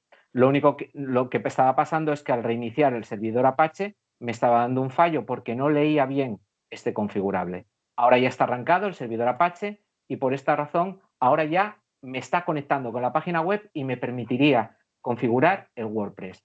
Os doy 4 tips un poquito rápidos de qué es lo que tenemos que configurar en un WordPress cuando lo tengáis montado así de esta forma. Es, primeramente, le damos el idioma, es decir, le indicamos el idioma en que quiere que se comunique con nosotros. Este sistema nos va a permitir crear páginas web. Ahora nos va a indicar que quiere conectar este sistema con una base de datos que ya es la que hemos creado, así que vamos a ello. Por tanto, en la base de datos, pues recordando los datos que hemos creado al respecto o que con los que hemos creado la base de datos, pues le vamos a dar un nombre de base de datos que se llamaba pues, base de datos. Después de ese nombre, pues me pide el nombre de usuario, yo lo llamé prueba, de hecho ya lo tengo aquí guardado. La contraseña, la que definí para esa base de datos que había creado en MySQL, a ver si no me la arma otra vez aquí está. el servidor de bases de datos, ¿dónde está alojado? El localhost es en el propio servidor. Bueno, pues le vamos a dar a enviar, le vamos a decir que haga la instalación y ahora lo que va a hacer es pues, configurar este WordPress directamente pues, con esa base de datos y va a utilizar el Apache como servidor de bases, esto como servidor web. Vamos a realizar la instalación. Aquí ya podríamos darle una configuración, pues este sitio se va a llamar prueba, vamos a crear un usuario, en este caso voy a crear un usuario que se llama José. Esta contraseña ya me la facilita el sistema como una contraseña fuerte. Bueno, me la voy a guardar aquí en un Notepad porque la vamos a necesitar para una pequeña prueba que voy a hacer. Vale, aquí la dejo. Un correo electrónico que nos lo podemos inventar, aunque si ponéis uno real y tenéis que resetear la contraseña del sitio, os lo va a permitir, o os olvidáis de esta contraseña porque no la habéis guardado, pues os permitirá cambiarlo. Ahora hago la instalación de WordPress. Como veis es seguir los pasos, es bastante intuitivo. Me dice que ya está instalado el WordPress y que si quiero acceder, pues con el usuario, en este caso el que yo he definido, y la contraseña ¿cuál? Pues la que me he copiado aquí para no olvidarme. Vale, la tengo aquí y la pego y ya estoy en el sistema WordPress. Ya este sistema ya me permitiría crear un sitio WordPress, un sitio de páginas web y poder trabajar. Un sitio que está trabajando con la base de datos que yo he creado y con el servidor de páginas web, el Apache, que también he instalado. Todo eso está en nuestro servidor Ubuntu y digamos, desde este Windows puedo hacer las diferentes pruebas. Ahora podríamos, sobre este sistema, pues hacer múltiples pruebas. Podríamos parar el servicio MySQL y veríamos, pues, fallos y es donde entra nuestro trabajo de administradores. Por ejemplo, ya lo último que os comento, hay un servicio que es el servicio de bases de datos que requiere ahora el WordPress que tenemos montado. Entonces, claro, si yo ese servicio se para, falla o lo que sea, por ejemplo, yo voy a pararlo. En estos momentos acabo de parar ese servicio. ¿Qué es lo que va a ver el cliente? Que si intento acceder al WordPress, pues me va a decir que hay un fallo de conexión con la base de datos. Mi trabajo como administrador de sistemas, ¿cuál sería? Verificar y ver cuál ha sido ese fallo. Entonces, bueno, sé que es que yo he parado el servicio de MySQL. Entonces, si ahora lo levanto, si levanto ese servicio con Start, pues ahora podríamos ver cómo vuelve a estar el servicio de WordPress activo. Bueno, pues lo dicho, hasta aquí mi pequeña explicación y formación. Espero que hayáis podido ver o por lo menos entender no tanto el cómo se ha hecho, sino qué es lo que hacemos como administradores de sistemas de Linux Server. Lo dicho, os voy a facilitar o voy a facilitarle al personal del Cluster PIC pues estas dos pequeñas, tanto la presentación como las notas que he utilizado para esta formación y que os las hagan llegar para que podáis replicar este ejemplo de una forma mucho más tranquila, pues con vuestros diferentes formadores o en vuestro propio hogar. Y así podáis familiarizaros un poquito con lo que es estos entornos de Linux Server. Muy bien, pues muchas gracias, José. No sé si tenéis alguna pregunta, si queréis aprovechar para comentar algún detalle o cualquier cosa que os haya llamado la atención o que queráis saber. Disculpad si fue un poquito rápido, que estábamos un poquito ajustados de tiempo, pero sí, si queréis hacer alguna pregunta, tenemos algún minutillo para poderla hacer. Bueno, las presentaciones nos las puedes mandar al clúster y desde el clúster ya las rebotamos a los diferentes tutores ahí sin problema para que les lleguen a los alumnos. Vale, te pongo ahora mismo un correo, Alejandro, y te lo pongo estos dos archivos para que los podáis enviar cuando queráis. Perfecto, muchas gracias. Nada, a vosotros. No sé si hay alguna pregunta, nadie se anima, nadie quiere preguntar.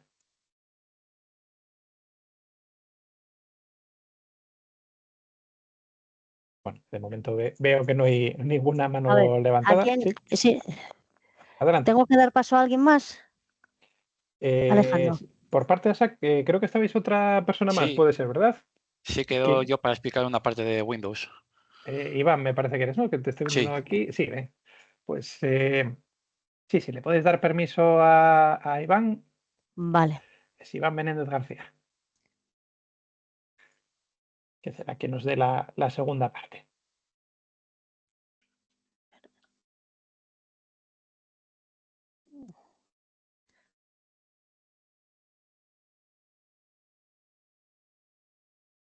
Creo que ya estás, Iván. Si quieres probar a sí. compartir en Ya. pantalla para que funcione, A veamos ver. que funcione todo bien.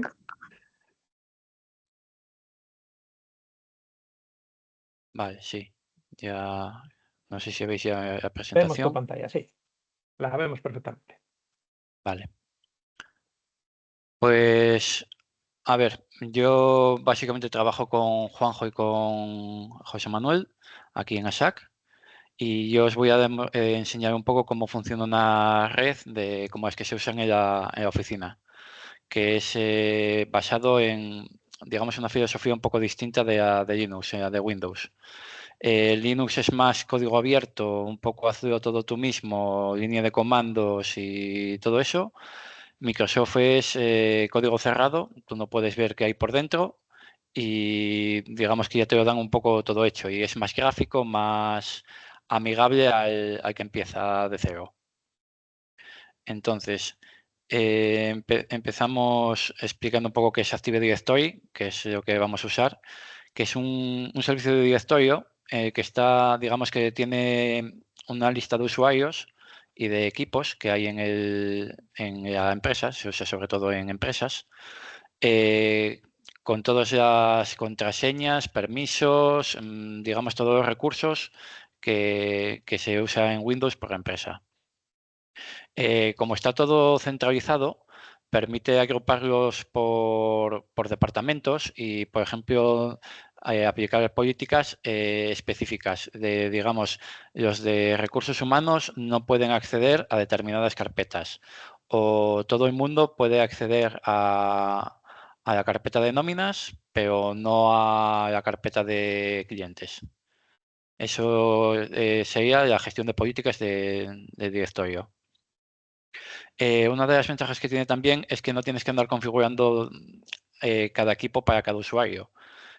Tú te vas a un equipo cliente que esté conectado al directorio activo, metes tu usuario y tu contraseña y ya directamente te inicia una sesión y te permite acceder a todos los datos que estén disponibles para ti. La versión de Linux se llamaría LDAP y sería también algo similar y de hecho en muchas aplicaciones que trabajan con Active Directory te permite configurarlo con LDAP. Por ejemplo, cuando tienes un sistema de gestión de tickets, para ver los usuarios que pueden acceder, puedes tenerlos almacenados en Active Directory o en LDAP, depende de si vas a Windows o a Linux. Normalmente, aquí vamos a explicar cómo sería una oficina así, una empresa un poco grande, que sería múltiples servidores. Vamos a ver para que lo veáis gráficamente. Estaría conectados a Internet a través de un cortafuegos. En el cortafuegos actuaría de barrera para que los hackers no pudieran entrar a la empresa y meter virus o robarte información. Para eso pasarían después del cortafuegos a una que se llama zona desmilitarizada, que es donde se suelen poner los servidores de web y todo lo que queramos que se acceda desde fuera, pero como con una barrera intermedia para que no accedan a los datos del interior de la empresa. Entonces, dentro de la empresa, en la red interna que llamamos, ya estarían los servidores y los clientes en los distintos departamentos. Normalmente hay servidores dedicados. Tenemos uno para los usuarios de Active Directory, tenemos otro que es un servidor de impresoras, otro que es un servidor de archivos, servidores de distintas aplicaciones que utilizamos internamente en la empresa. Esto se hace en el entorno de Windows con el Windows Server, que para ello utiliza distintos roles. Como vemos, en empresas más pequeñas no se pueden permitir los recursos de tener muchos servidores y tantos equipos, entonces suelen centralizarlo todo en un pequeño servidor que tiene todos los roles instalados. Y todos los clientes dependerían de ese servidor. Suele ser algo pequeñito, como lo que vamos a ver ahora en el ejemplo práctico, que sería un servidor con un rol de Active Directory para gestionar todos los usuarios y después unas carpetas compartidas que serían como un repositorio de ficheros al que acceden todos los clientes de la red. Vale, entonces lo que vamos a hacer es primero instalar un Windows Server. He grabado un vídeo que podemos ver todo el proceso sin las esperas de la instalación normal, que serían una instalación normal, serían 15-20 minutos y ahora veremos en un vídeo un poco más corto de 4 minutos para no gastar demasiado tiempo. Como nos ha dicho José Manuel, podemos utilizar una máquina virtual de VirtualBox y ahí podemos montar un servidor y todos los clientes que queramos. Podemos utilizar también IPv, que es algo nativo de Windows para también virtualizar máquinas. Pero bueno, VirtualBox es gratuito y más fácil de conseguir. IPv igual a veces en determinadas condiciones nos requiere licencias y esas cosas.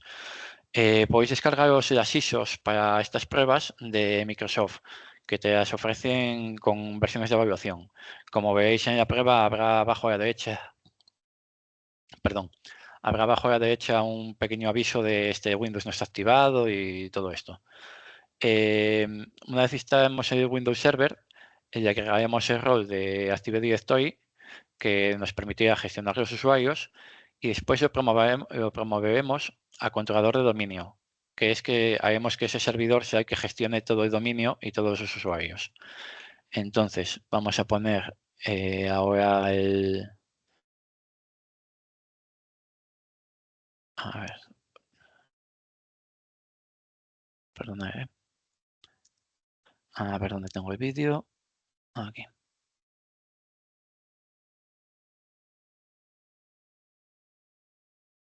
Vale, empezamos desde la ISO. Nos pedía que pusiésemos una tecla y empezamos la instalación. Aquí le damos a siguiente, simplemente seleccionamos el idioma.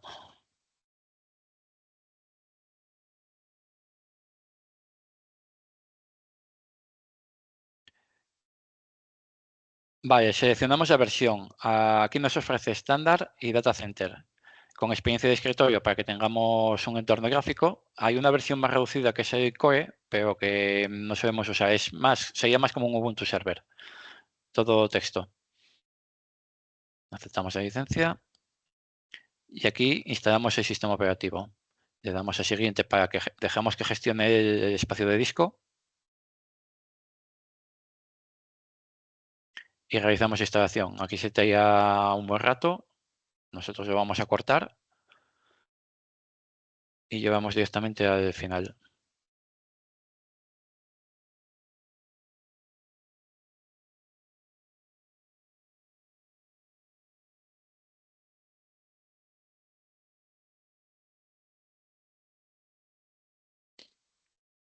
Durante esta instalación tenemos que reiniciar varias veces. Esta sería la primera. Hay una instalación ahí por detrás que no vemos. Nos diría esto de preparando y se volvería a reiniciar otra vez.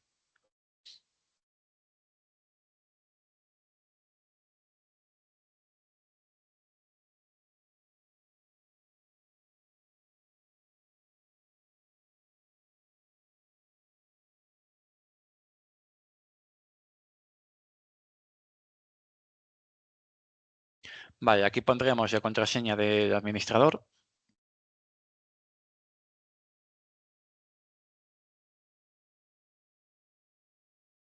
Este usuario es, digamos, construido por defecto en Windows. Es como el root de Linux. No nos permite cambiar el nombre ni podemos llamar a otro usuario de la misma forma. Hay varios nombres de usuarios que están reservados para el sistema.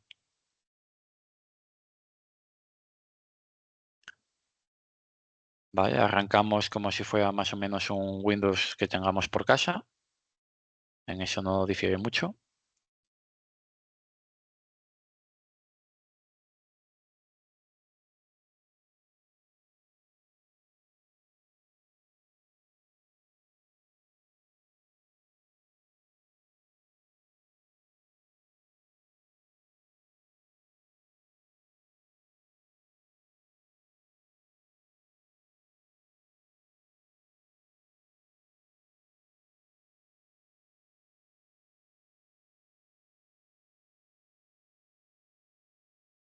Vale, lo que sí difiere es que Windows Server cuando arranca nos abre la ventana de servidor. Ya veremos ahora las distintas opciones para gestionar el servidor.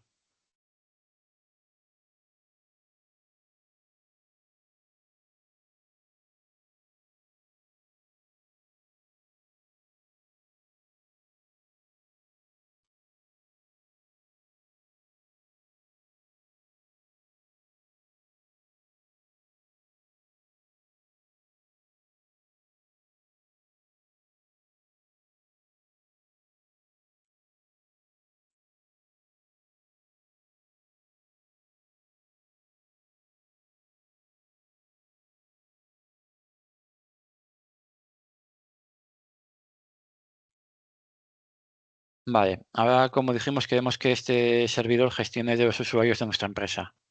Entonces lo que vamos a hacer es añadirle rol. Vamos a agregar roles y características.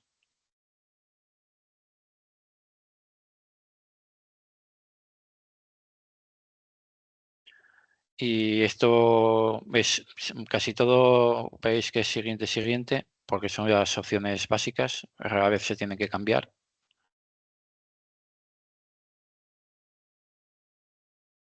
Seleccionamos el servidor que es el mismo.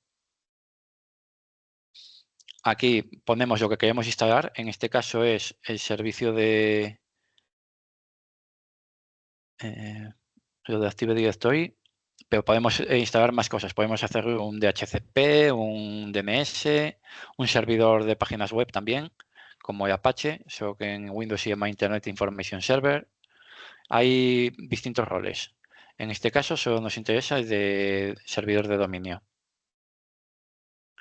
Siguiente. Nos dará algún aviso de vez en cuando, pero para el servidor de dominio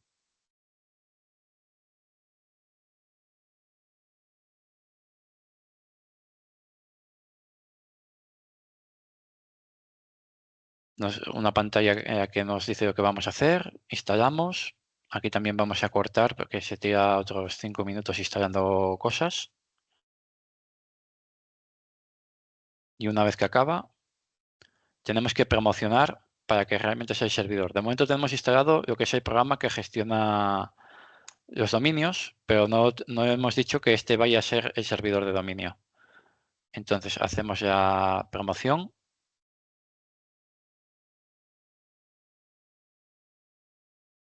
Creamos un nuevo dominio que sería agregar un nuevo bosque. Le ponemos un nombre, en este caso lo vamos a llamar formación.local.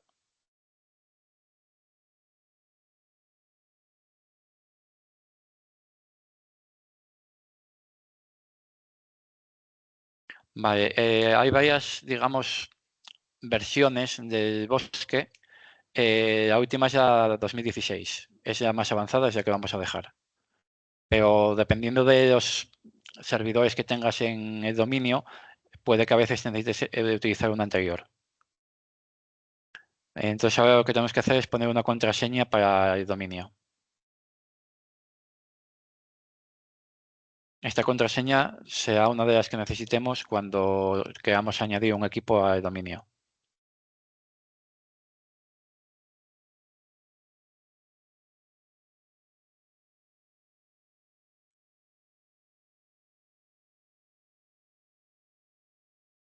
Vale, en este caso avisa de que hay algo con el DNS. Como es un servidor que está aislado, no tiene acceso a Internet, el DNS va a ser el mismo y se cargará él por su cuenta de instalar su propio DNS. Si no, tendremos que andar configurando el DNS que había por ahí. Le ponemos un nombre que coincida también con el de dominio, formación, que es como se reconoce internamente en la red. Aquí normalmente las opciones por defecto donde va a guardar los datos de Active Directory. Una comprobación final y le damos otra vez a instalar.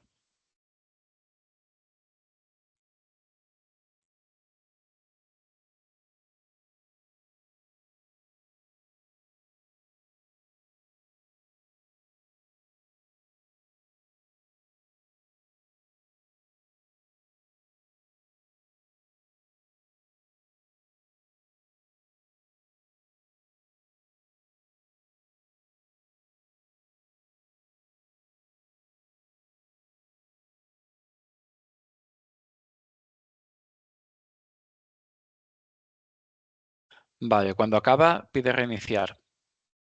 Será el último reinicio que tengamos que hacer con este servidor, si todo va bien.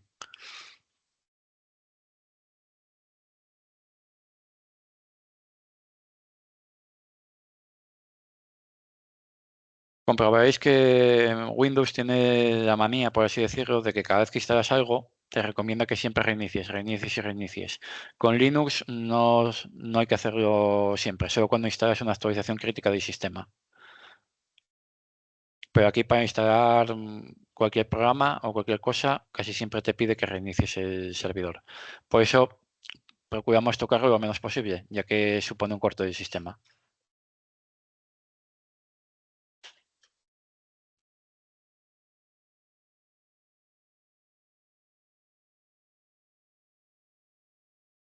Vale, una vez que hemos reiniciado el servidor, vamos a entrar y vamos a crear unos usuarios para que los clientes puedan conectarse.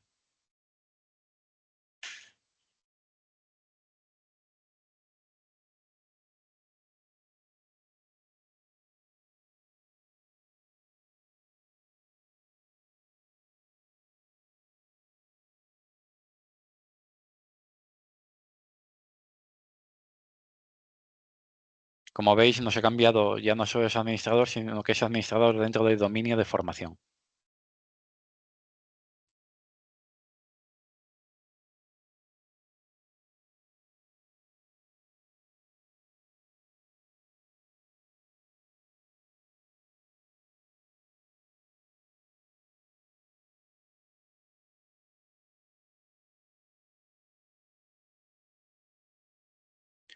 Vale, como siempre, cada vez que entramos se nos abre la ventana de administración del servidor.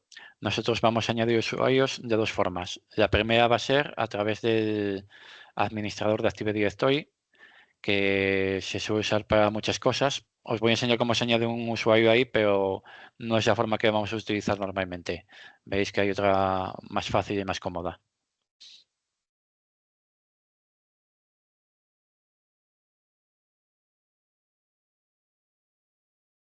Aquí cuando termine de cargar, de a la derecha os mostrará que los roles que acabamos de añadir, el de Active Directory y el de DNS que tuvo que añadir automáticamente porque no está conectado a la red externa.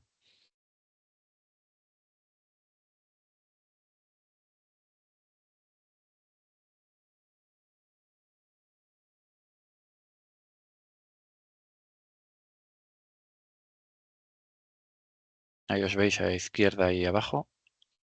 Y ahora eso, abrimos el centro de administración de Active Directory.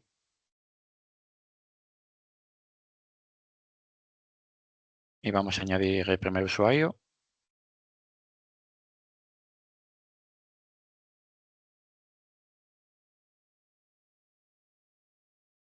Vamos a nuevo.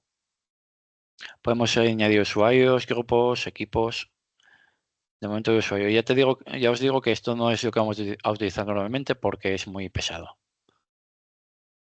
Simplemente ponemos un nombre de usuario también y la contraseña. No nos complicamos porque además este no lo vamos a usar en las pruebas.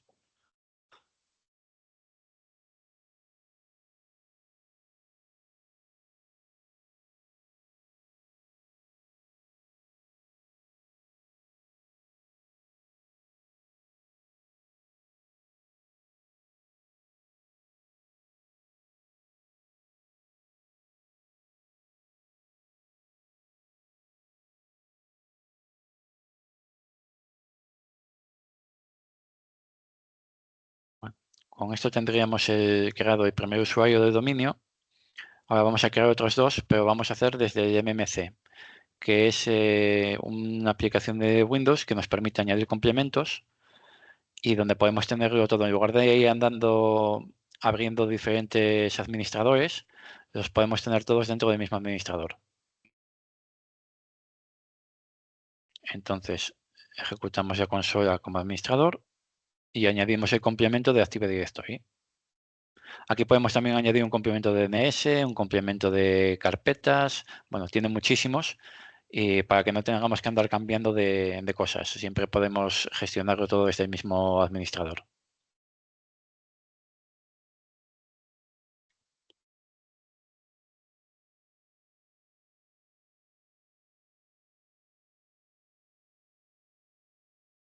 para añadir usuarios es usuarios y equipos de Active Directory. También tenéis usuarios y grupos locales, pero eso es para lo que es el propio servidor. No funcionaría para el resto de equipos. Entonces aquí vamos a una carpeta donde queramos añadir los usuarios. Por defecto es users, pero podemos haber creado otras carpetas. Y vamos a añadir un nuevo usuario. Aquí vamos a hacer dos usuarios un poco distintos. El primero, como veis, es simplemente poner el nombre, el nombre de usuario también. Y después, cuando nos pida la contraseña, podemos poner que el usuario, cuando inicie la sesión, lo obliguemos a cambiar la contraseña.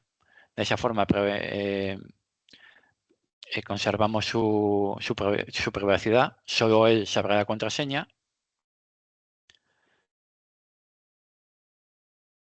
Eso lo vemos después cuando nos conectemos. Y después, el segundo usuario que vamos a crear, vamos a hacer justo lo contrario. Le vamos a asignar nosotros la contraseña y le vamos a decir que esa contraseña no se puede cambiar nunca.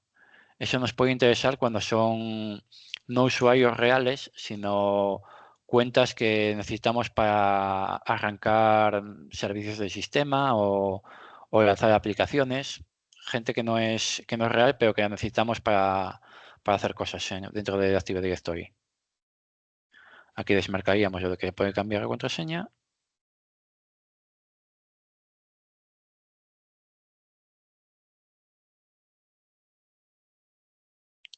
Y con esto ya tendríamos configurados 3 usuarios que vamos a probar ahora enseguida 2.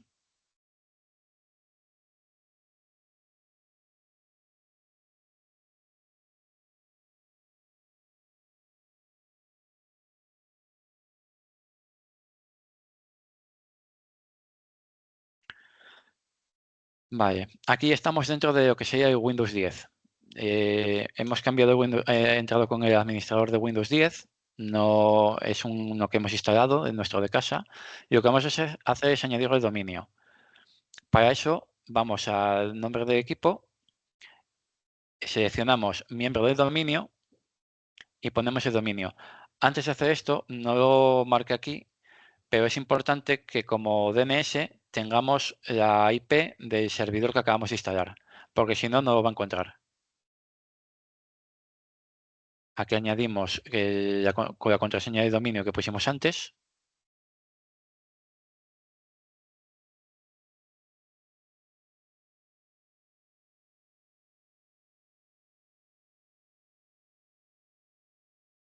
Y nos pedirá reiniciar. Cuando cambiemos un nombre de equipo o lo cambiemos de dominio, lo metamos en el dominio, lo sacamos el dominio, lo cambiamos el grupo de trabajo, cualquier cosa de estas, Windows siempre te va a pedir un reinicio para funcionar correctamente.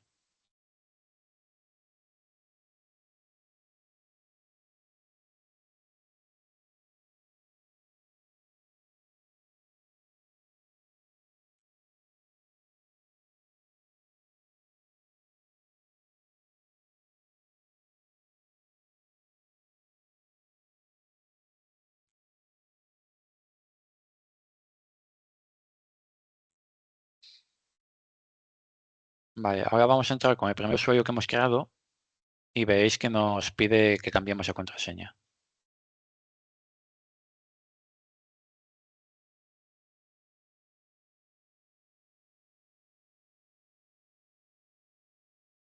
Veis abajo iniciar sesión e información. Eso es que ya está unido el dominio y nos pide un usuario de ese dominio.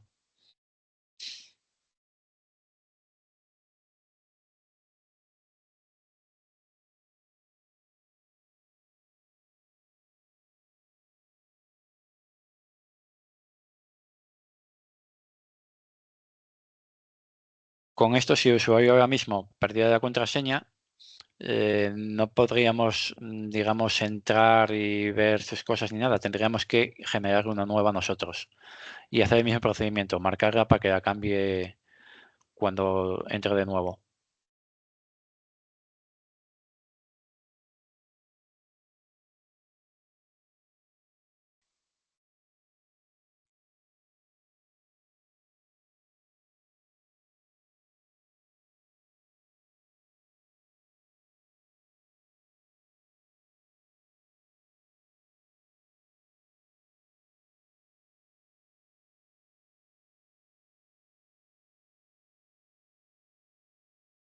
Vale, ahora veis, hemos creado en el servidor, hemos creado una carpeta compartida que me parece que me he saltado ese paso, lo he puesto al final, igual está un poco desordenado el vídeo. Y entonces, al crearla, le hemos dado una serie de permisos a cada usuario distinto. El usuario número 1, por ejemplo, solo puede leer lo que hay en esa carpeta. Entonces, la vamos a añadir, buscamos el servidor, lo encontramos ahí.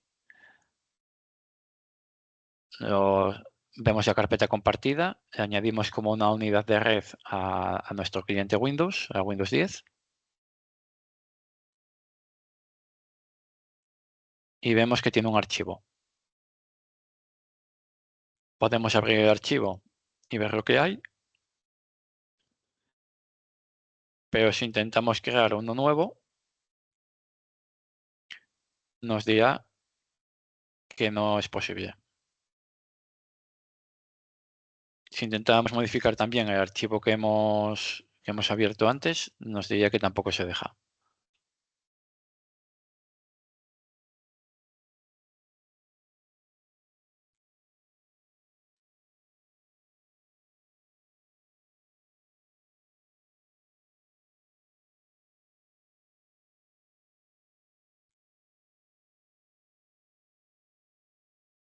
Vale, ahora cerraremos sesión con este usuario.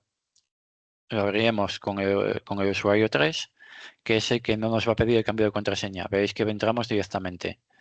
Y procedemos a realizar la misma opción. Este usuario tiene permisos de lectura y escritura y veis que nos deja modificar la carpeta que hemos visto ahora.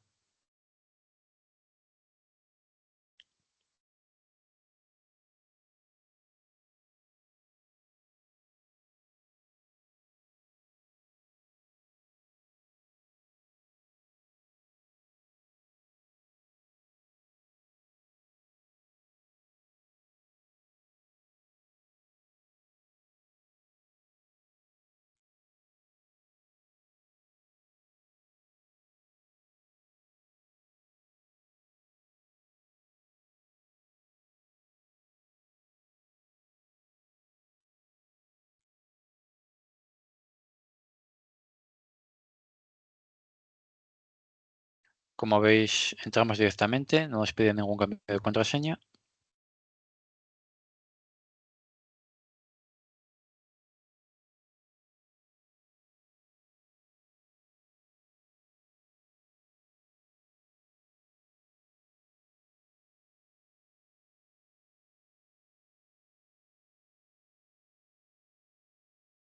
Y hacemos lo mismo. Vamos a buscar la carpeta compartida.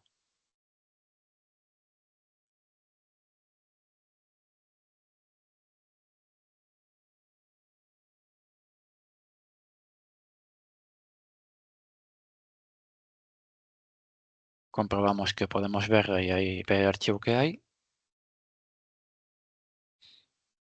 Pero además, esta vez sí que podemos crear un archivo nuevo.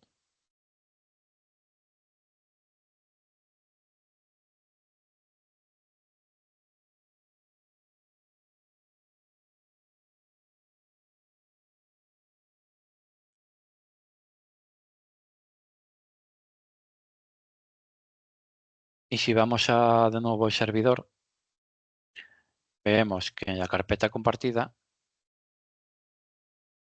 está ese nuevo archivo que ya está disponible para todo el personal del dominio.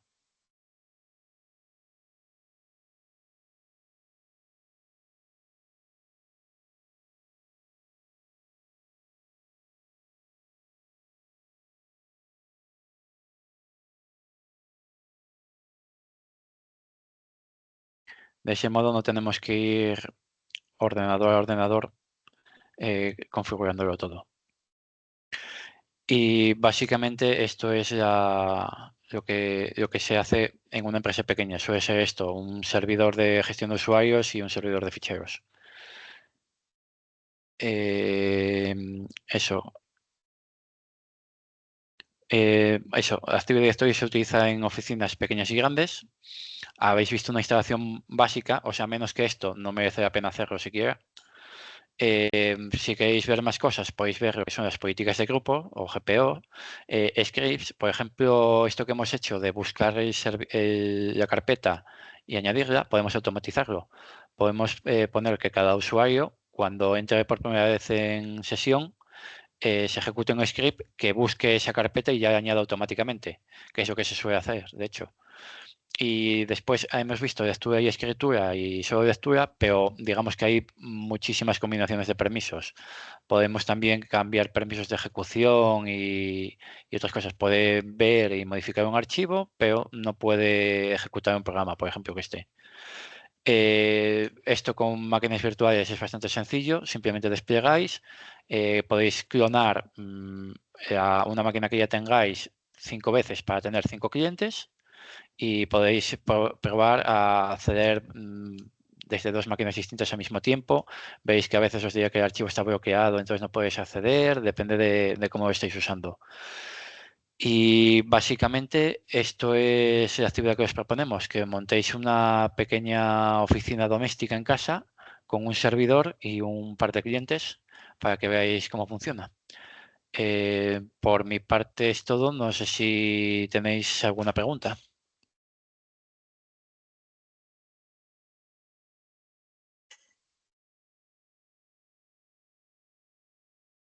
Antes, si tenéis preguntas, muchas gracias, Iván, por la explicación. Si alguien quiere preguntar alguna cosa, algún detalle, una curiosidad o algún tema que no se haya tratado también, si queréis aprovechar, como siempre os decimos, que tenéis aquí profesionales del sector con mucha experiencia, bueno, también podéis preguntar cualquier duda que os surja, independientemente de si era exactamente de lo que hemos visto o no, ¿vale? No veo por aquí ninguna mano levantada. Bueno, agradeceros a Iván, a Juan José, a José, pues el tiempo que nos habéis dedicado aquí a compartir un poco vuestra